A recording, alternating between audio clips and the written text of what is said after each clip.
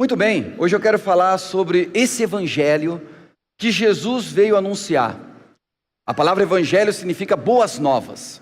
Eu vos trago boas novas, boas notícias.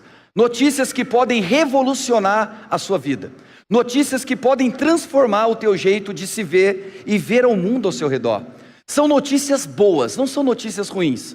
O mundo é marcado por notícias ruins. E parece que quanto mais notícias ruins tem, mais ibope dá. Uma das estratégias da televisão, de alguns noticiários, é formar praticamente uma grade de notícias trágicas, ruins. Impressionantemente, as pessoas se atraem em querer saber das tragédias que acontecem. Não vou pedir para você levantar a mão, mas talvez tenha muita gente aqui que gosta daquele estilo de jornal sensacionalista, que fala, corre agora porque aconteceu na avenida tal um tiroteio, blá, blá, blá, e parece que você está dentro do tiroteio, você vai se envolvendo com aquilo, aí já pula para uma outra notícia, é coisa ruim atrás de coisa ruim, intercala com uma notícia boa, diferente, mas depois lasca-lhe notícias ruins. Parece que há uma certa identificação com notícias ruins.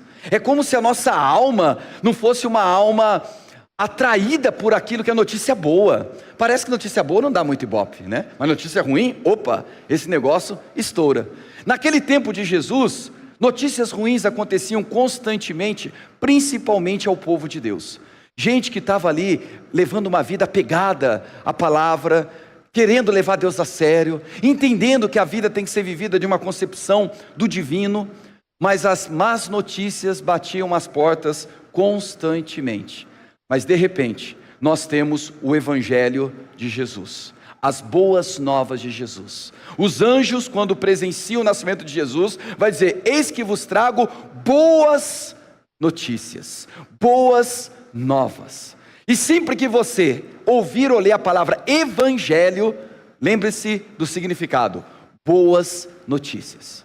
E hoje eu estou aqui para trazer boas notícias para você, boas notícias da parte de Deus para a tua vida. Então escancare a tua alma, porque esse evangelho, essas boas notícias, tem a ver no como viver a vida e cumprir com a missão.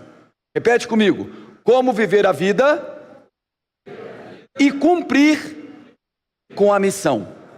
Mais uma vez, como viver a vida e cumprir com a missão. Hoje falaremos sobre essas duas realidades. Como viver a vida. No fundo, qualquer pessoa quer viver a sua vida.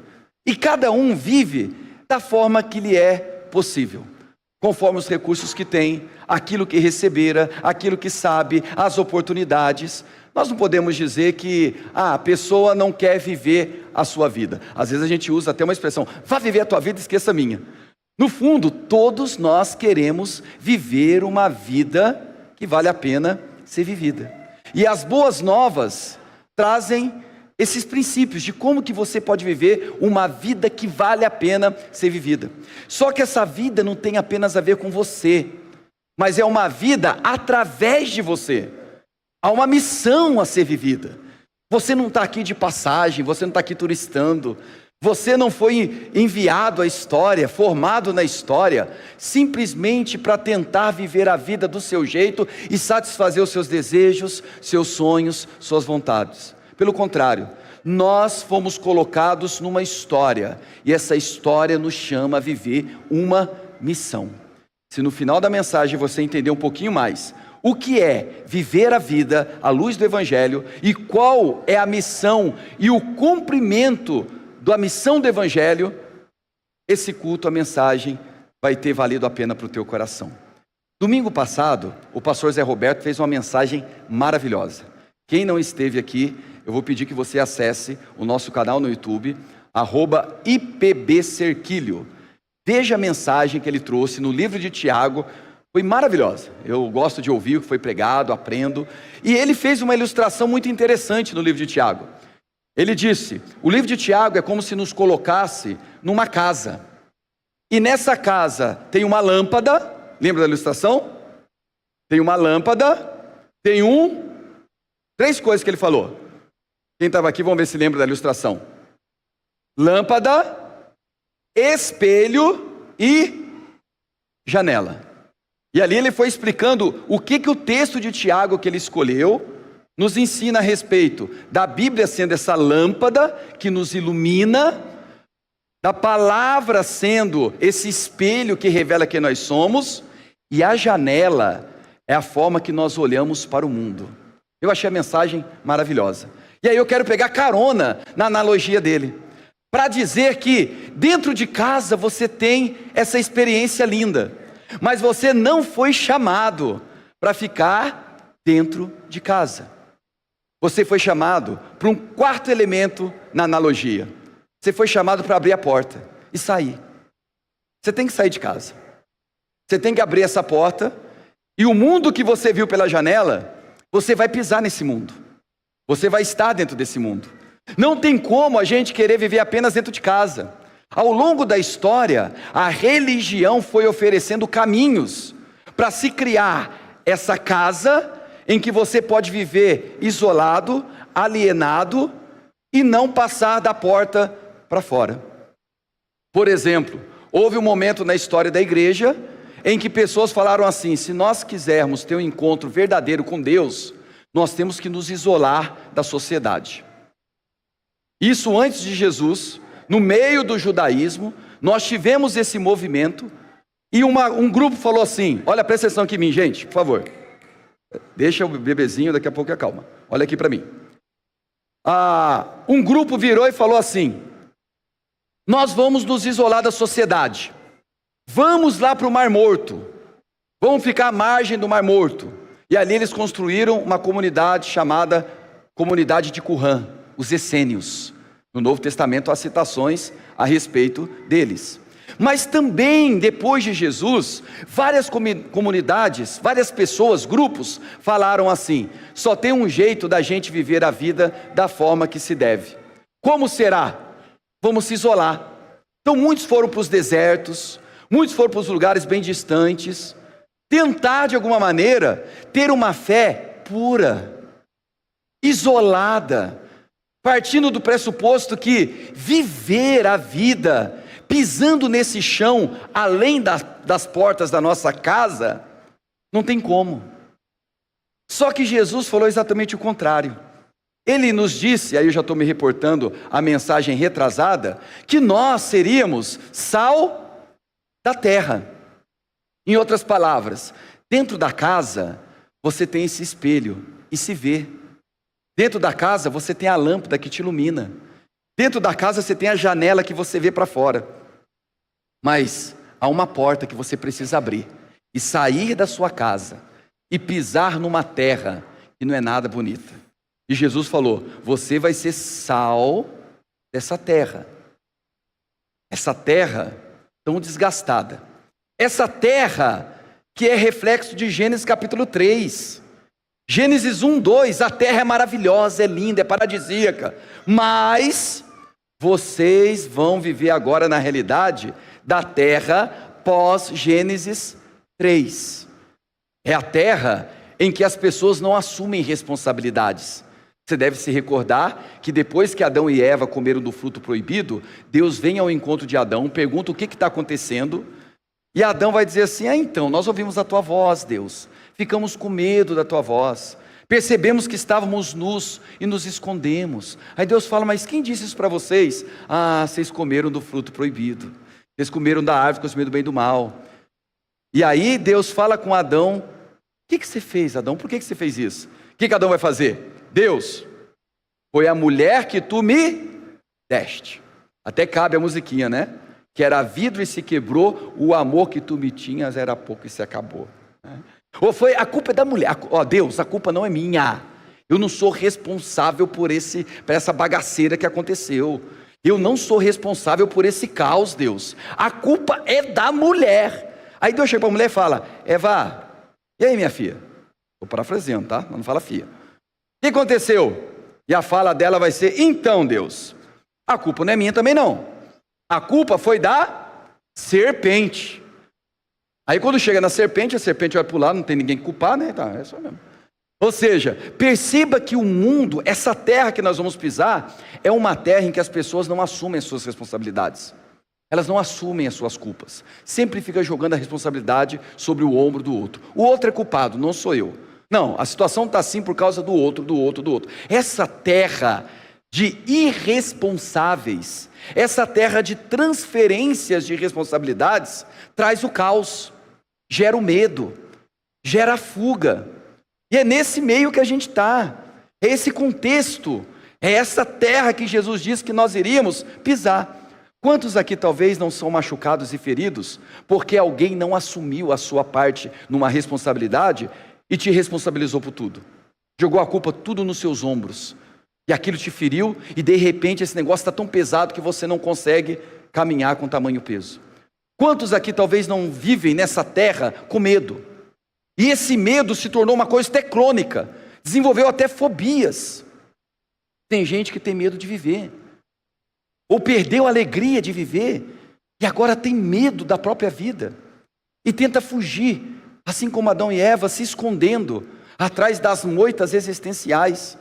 Não quero mais saber de olhar na cara das pessoas, não quero mais saber de relacionamentos, já quebrei a cara tantas vezes, eu vou me esconder.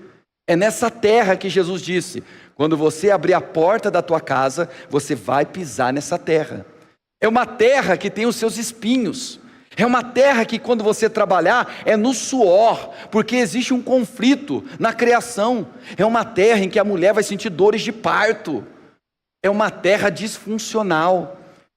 Então a Bíblia, ela é muito realista para dizer: você não vai viver isolado nessa casa, com a lâmpada, com o espelho e só olhando pela janela.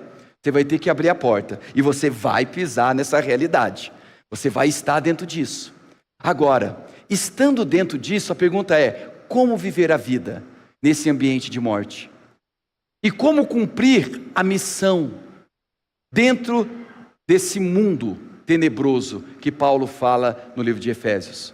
Como cumprir a missão nessa terra desgastada? Bem, eu queria que nós olhássemos hoje e aprendêssemos com um homem chamado Paulo de Tarso, o apóstolo Paulo. O apóstolo Paulo fez várias viagens missionárias, fez de 3 a 4. E na segunda viagem missionária dele, que começa a partir do capítulo 15 de Atos e vai se estendendo, chega no capítulo 17, eu vou comentar o capítulo 17, olhar apenas 2 versículos com vocês, tá bom? Prometo que a mensagem vai ser muito breve, assim espero. Mas no capítulo 17, Paulo passa em 3 cidades. A primeira cidade que ele passa é a Tessalônica. Ele vai ficar 3 finais de semana, 3 semanas com os tessalonicenses. Lembra que nós temos 2 livros assim na Bíblia? 1 Tessalonicenses e 2 Tessalonicenses? Então, Atos 17, Paulo está naquela cidade. Em Tessalônica, o pessoal conhece muito a Bíblia. São judeus, gente que foi criado lendo a Bíblia. Ali o discurso do apóstolo Paulo é um discurso partindo da Bíblia. Vai pegar a Bíblia e falar assim: olha, já que vocês conhecem a Bíblia, então vamos conversar de Bíblia. Vamos bater um tete a tete aqui com a Bíblia. Aí depois tem uma tensão, as coisas não acontecem da forma que ele esperava, é claro, e agora ele vai para Bereia. Ele deve ter ouvido falar sobre os bereanos. Em Bereia, o pessoal era bem intelectual.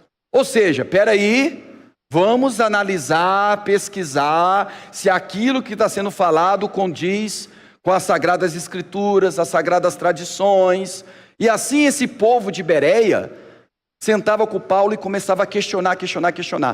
E o negócio ficou feio. E agora Paulo vai para a terceira cidade.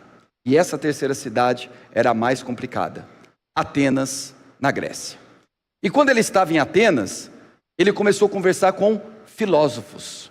Perceba, ele fala com crente, gente que conhece a Bíblia. Agora ele está falando com gente que é bem questionadora. E agora ele vai falar com filósofos. Filósofos da cultura, da filosofia grega. São os de Epicuro. São aqueles que ficavam filosofando a respeito da origem do universo, o arquê de todas as coisas. Discutiam Tales de Mileto, Aristóteles, Platão. Era aquela discussão toda filosófica. E quando Paulo chega ali, ele começa a criar um diálogo em cima do que os próprios filósofos falavam. Deixa eu começar já respondendo um pouquinho de como a gente vai viver a nossa missão. Quando a gente sai por essa porta, a gente vai encontrar pessoas de vários jeitos. Tem gente que vai conhecer bem a Bíblia. Tem gente que conhece a Bíblia. Tem gente que já tem a Bíblia como sendo o seu único manual, a sua única fonte de regra e fé e prática. E você vai ter um jeito de conversar com essa pessoa. Mas você vai encontrar pessoas extremamente questionadoras. Assim como você vai encontrar pessoas que não conhecem nada da Bíblia e gostam das filosofias, dos pensamentos. E o que Paulo faz? Com cada grupo, ele tem uma abordagem específica, um jeito próprio de se falar. Quando ele vai falar com os filósofos ali em Atenas, ele não começa com Bíblia, ele não usa a Bíblia. Mas eu quero mostrar para vocês como que Paulo conversa com quem não conhece a Bíblia. Esse vai ser o foco da minha mensagem. Porque você se relaciona com gente que não conhece a Bíblia. Gente que não conhece a tua fé. Gente que nunca leu o que você já leu. Mas eles têm uma concepção de vida totalmente diferente da sua. Então como que você vai criar um diálogo com essa pessoa? Como que você vai conseguir viver a vida próximo a essa pessoa? Como que você vai conseguir cumprir a sua missão perto de alguém assim? Primeira coisa, você precisa discernir com quem você está falando. Não existe um único jeito de se comunicar. Não existe um único jeito de falar. E se você não ficar atento à forma que a pessoa vê o mundo, o jeito que ela se comunica, você pode estar tentando criar um diálogo, mas na verdade só tem um monólogo. Ela fala e você não entende, você fala e ela não entende. Agora, quando eu me interesso a querer entender a pessoa, o mundo dela, eu consigo dialogar com ela. Há 2 versículos em Atos 17, que eu vou pedir que você agora fique atento para a nossa leitura. O primeiro versículo, que se encontra no capítulo 17, está no versículo 23. Você vai passando para mim, Gé, por favor? Você está dando uma travadinha aqui. Atos 17, 23. Olha o que Paulo vai fazer. Paulo, ele chega em Atenas, ele começa a ter um discurso maravilhoso, as pessoas o levam até um lugar chamado Areópago. Areópago é um lugar de discussão. Vamos discutir as nossas ideias aqui. Eu quero te ouvir, Paulo. E quando ele chega no Areópago, ele percebe que é um lugar cheio de imagens de vários deuses representados naquela cultura. Então ele passa por um deus, outro deus, outro deus.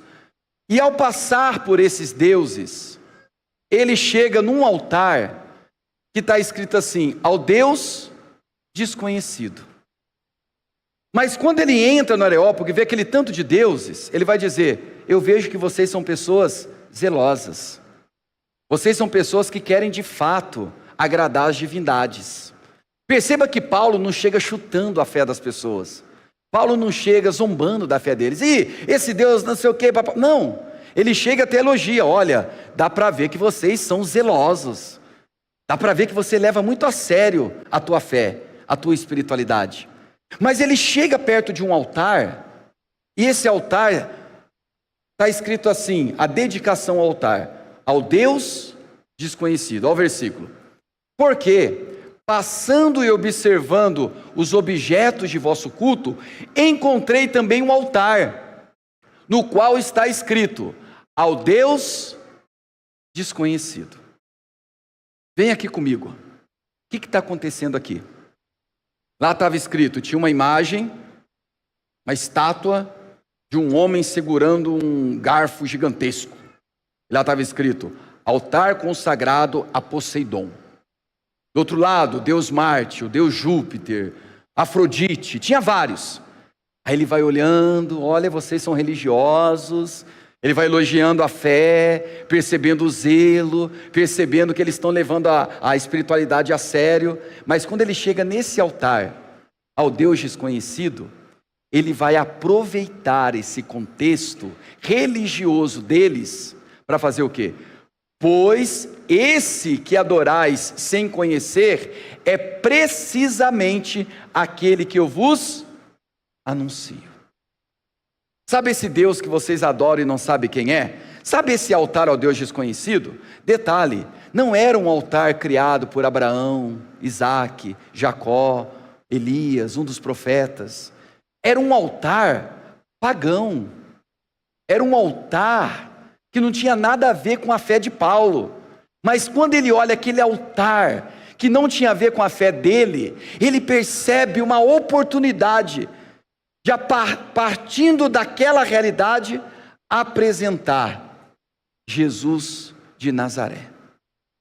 Mas para que ele chegue nesse ponto, ele fez uma caminhada observando com respeito, com tolerância, percebendo o zelo das pessoas, não endemonizando a religião alheia, mas vendo que as pessoas fazem aquilo na fé genuína do coração.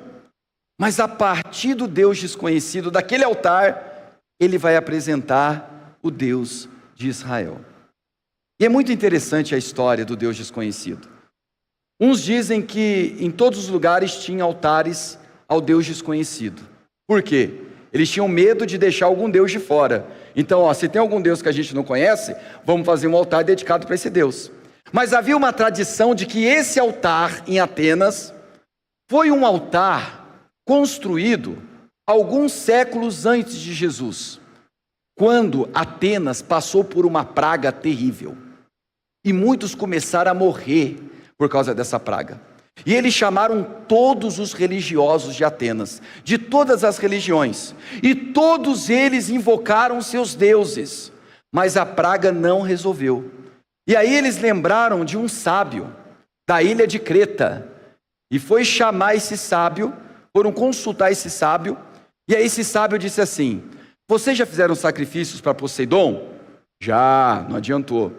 E para o Deus tal, Deus tal, Deus tal? Olha, se vocês já fizeram sacrifícios para todos os deuses, isso significa que tem algum Deus que não recebeu um sacrifício.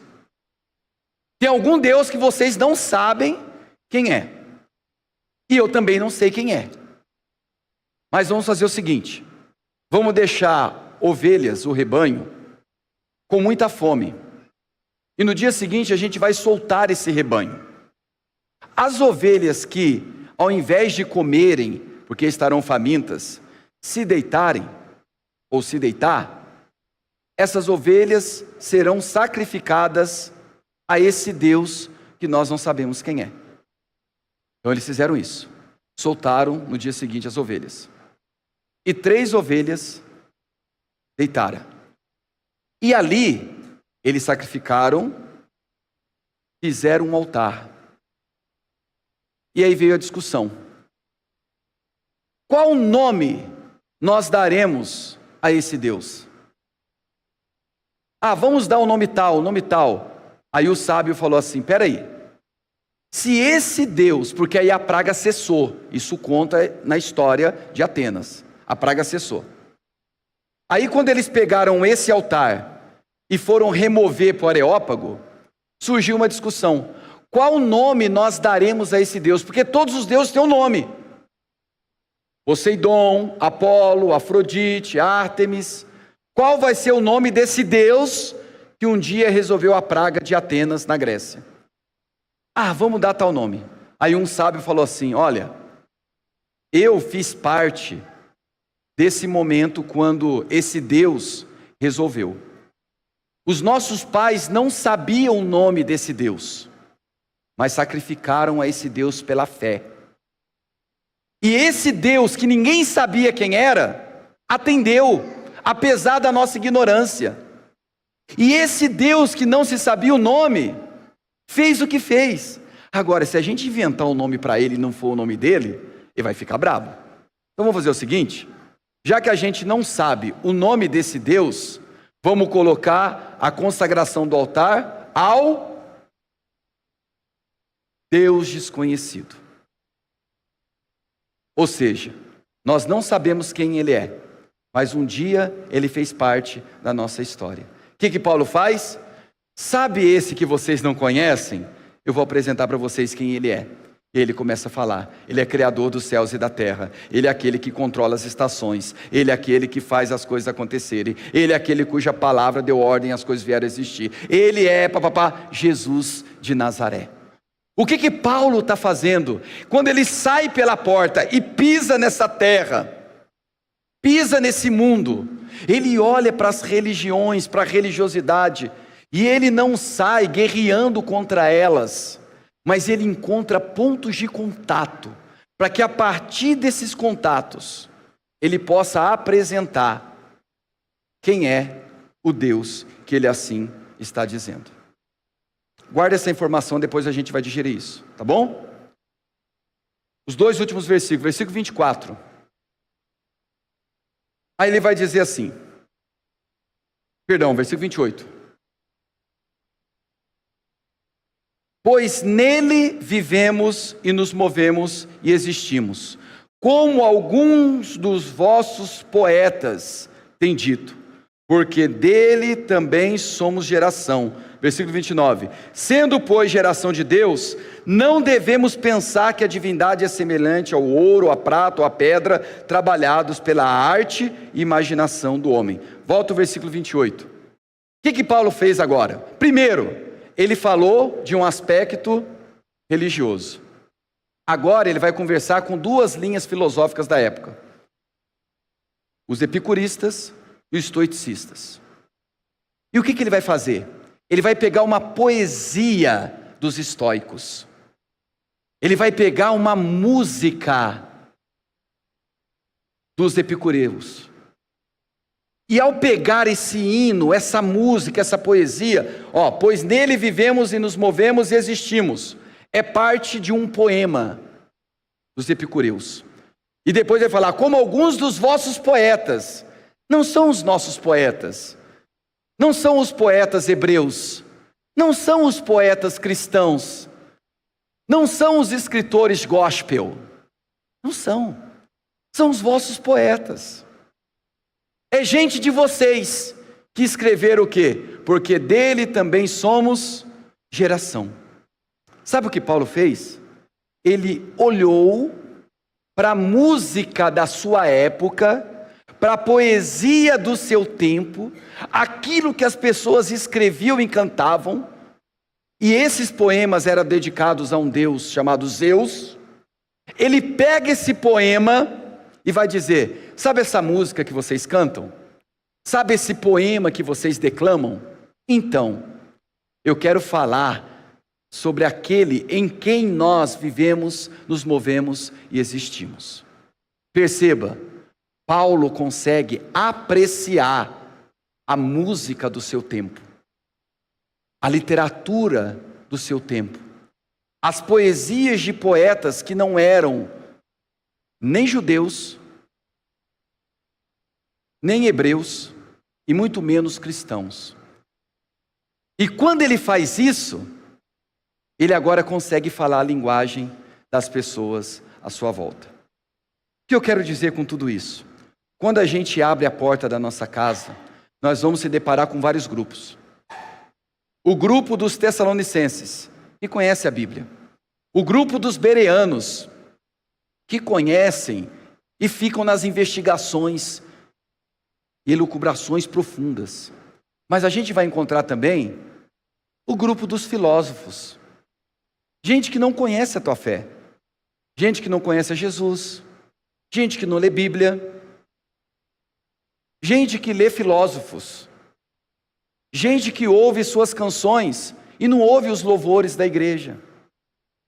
E o que Paulo faz? Ele dialoga com aquilo que ele percebe que tem traços de Deus na cultura. O mundo que você encontra ao abrir a porta é um mundo muito hostil. Não se iluda. É um mundo conturbado, caótico. Há uma expressão pecaminosa terrível.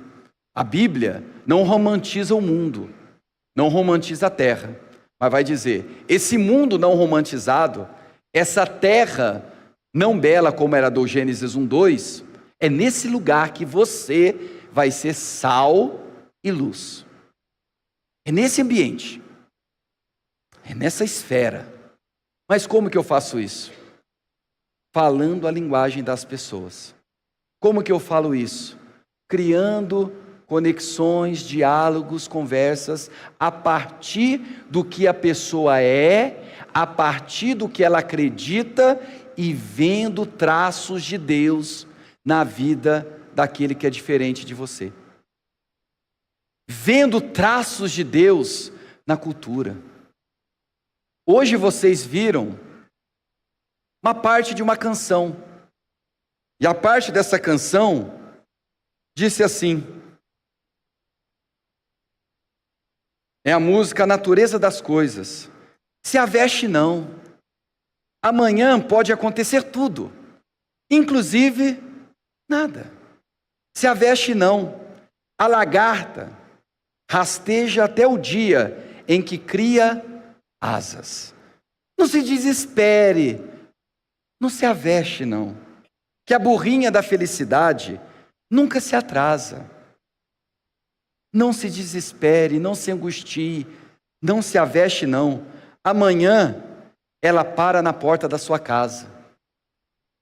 Não fique angustiado, aflito, perturbado, conturbado. Se aveste não. Toda caminhada começa no primeiro passo. A natureza não tem pressa, segue seu compasso. Inexoravelmente chega lá. Se aveste não. Observe quem vai subindo a ladeira, seja princesa ou seja lavadeira. Para ir mais alto, vai ter que suar. Essa canção, ela expressa o que o Gênesis e as boas novas de Jesus nos diz. Que a vida que nós vamos viver, voltando agora àquele tema da mensagem, essa vida, que esse solo hostil que você vai pisar, é um solo em que muita coisa que você gostaria, você não vai encontrar nele. Nem sempre as coisas chegam da maneira que você gostaria ou na hora que você gostaria. Mas não se aveste, não se desespere. Deixe as coisas ganharem o seu curso. E na canção nos é falado que as coisas vão acontecendo e vão te surpreendendo no de repente. E essa é a mensagem do Evangelho sendo cantado por poetas da nossa cultura. Porque viver é isso, meu irmão, minha irmã. Viver é você não ficar avexado. Viver é você não ficar desesperado, angustiado. Sabe por quê? Porque existe um Deus que cuida de você. E quando você olha para a lagarta, o pessoal que esteve no acampamento, o versículo tema do nosso acampamento foi Romanos 12, 2. Lá diz assim: e não vos conformeis com esse século, mas transformai-vos. Aí eu falei que a palavra transformar ali é metamorfose, né? Transformação. Eu dei o exemplo da borboleta. A borboleta inicialmente é aquela lagarta que faz o quê? Só come.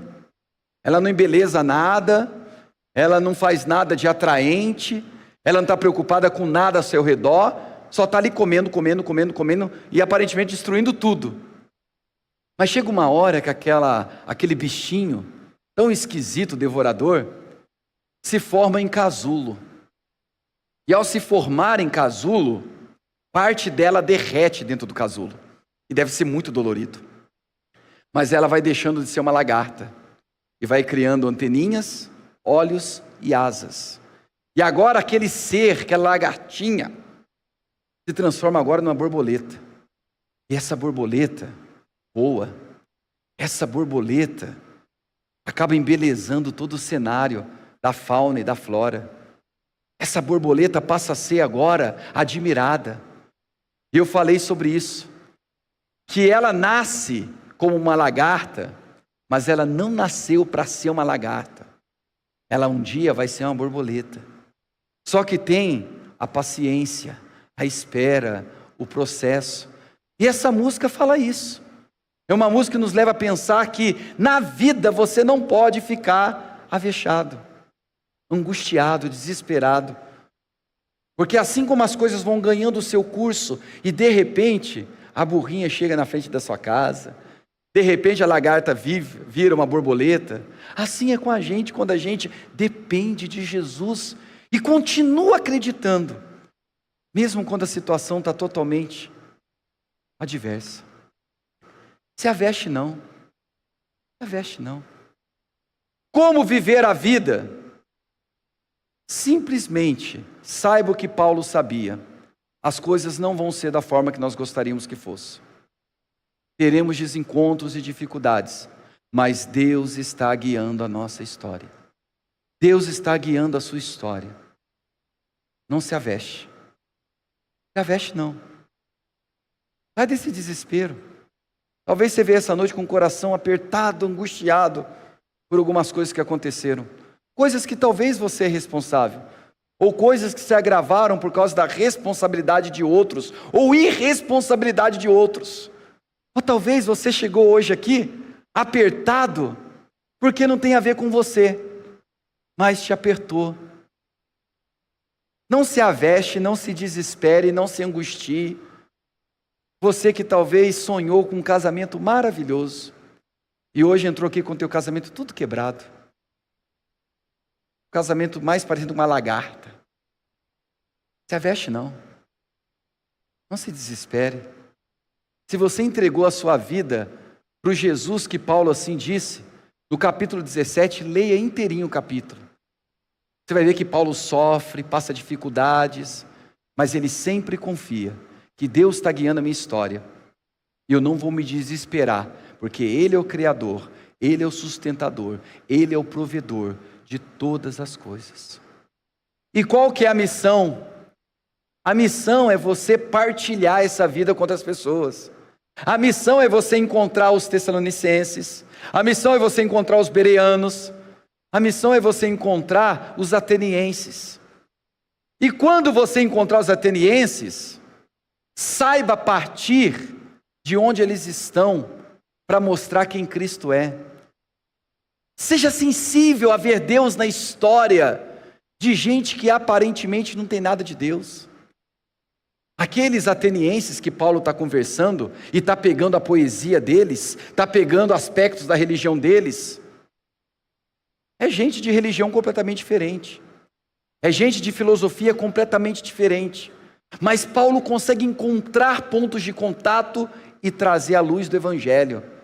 E o texto vai dizer que um dos chefes daquele Areópago se converte. Olha que coisa linda.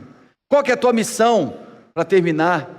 O Evangelho nos ensina como viver a vida, mas ele também nos ensina como cumprir a missão. E a missão é você partilhar essa vida com outras pessoas. Você precisa se conectar a pessoas, por mais que sejam diferentes de você, para poder partilhar com sabedoria, com graça, com muito carinho, muito cuidado, a vida que você tem experimentado.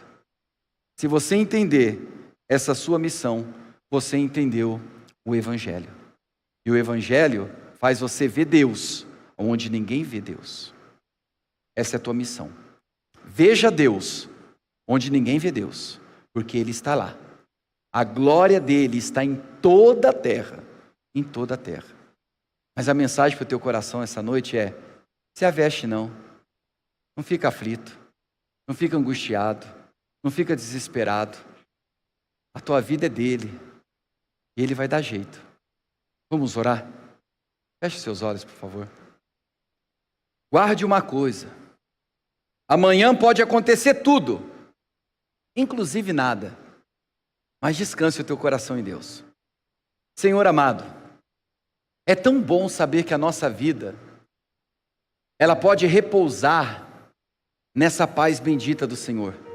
É tão bom saber que podemos confiar, mesmo quando tudo parece contrário, mesmo quando a vida parece ter desabada. É tão bom saber que não há um ponto final para quem está em Cristo Jesus. Novos recomeços podem acontecer. A história pode ser recomeçada, reerguida. E talvez essa noite haja pessoas exatamente assim, com a alma e o coração angustiado, apertado, porque não está sabendo viver a vida mais. Não sabe mais como ser esposo, esposa, filho, pai, mãe. Não sabe mais como ser um profissional. Não ser até mesmo um estudante.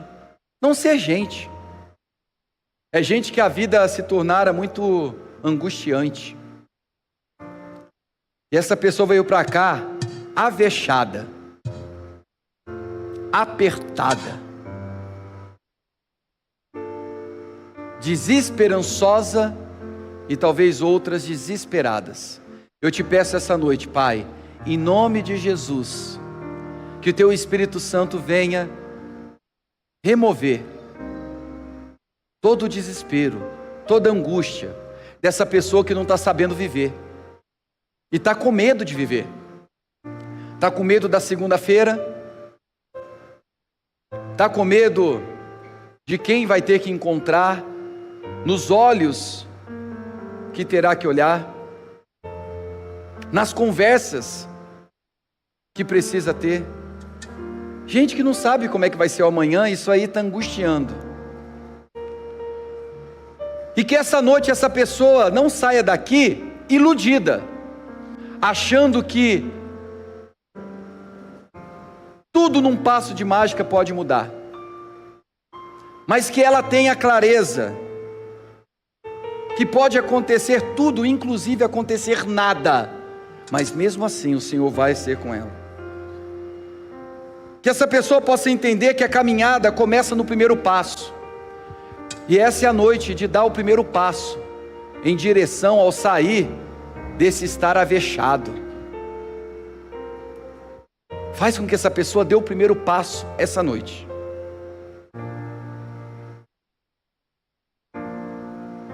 Faz com que ela seja visitada pelo Teu Santo e Bendito Espírito. Desperta pessoas aqui a cumprir com a missão de partilhar o Teu Evangelho, as boas notícias, com outras pessoas, porque essa é a nossa missão, sermos sal, sermos luz, nesse mundo tenebroso, e nessa terra sem sabor, sem tempero.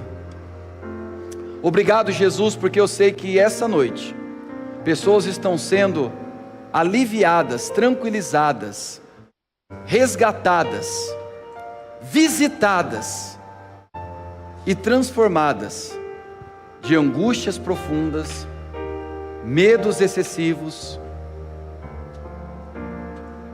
desespero e desesperança. Obrigado, Jesus. Obrigado por aqueles e aquelas que vão se levantar cientes da sua missão e vivê-la, começando na sua casa, partilhando as boas novas, o Evangelho. Gente que vai fazer isso com seus amigos, suas amigas, não para se mostrar superior, não para atacar a fé alheia, não para mostrar superioridade, supremacia, mas de forma muito carinhosa, respeitosa, adentrar no mundo alheio, para partilhar da luz da vida, que é Cristo Jesus. Amém, amém. Agora nós vamos para o nosso terceiro momento do culto. Primeiro foi o louvor, segundo a palavra, e agora a mesa, a ceia do Senhor. E se você veio entendendo que precisa ser fortalecido, fortalecida, para não ser uma pessoa que fica avexada, se você entendeu que o convite é para você, por isso que você está aqui, eu queria que você sondasse o seu coração, olhasse para dentro de si e percebesse se há alguma coisa que essa noite você precisa confessar a Deus. Deus, eu quero participar da mesa, quero comer do pão, quero tomar do cálice, mas eu reconheço que tem algumas coisas na minha vida que estão muito diferentes daquilo que deveria ser. Eu preciso de força, eu preciso de perdão, preciso de graça, eu preciso de ajuda do céu para lidar com essas questões da terra. Então, Deus, me perdoe, me perdoe. Tem esse tempo agora de oração, de confissão. Confesse os seus pecados, pede para o Espírito Santo te ajudar a discernir o que não é, o que é, a discernir o que você errou, o que você pecou, E Deus não quer trazer peso de culpa, mas ar de graça, remissão, perdão e sopro de alento sobre você. Talvez você está sendo sufocado por algumas coisas que aconteceram aí, que você tenha feito ou deixado de fazer, e você precisa falar: Deus, me perdoa, me perdoa, me perdoa porque eu não soube administrar bem o meu tempo, meus recursos, minha vida. Me perdoa, Senhor.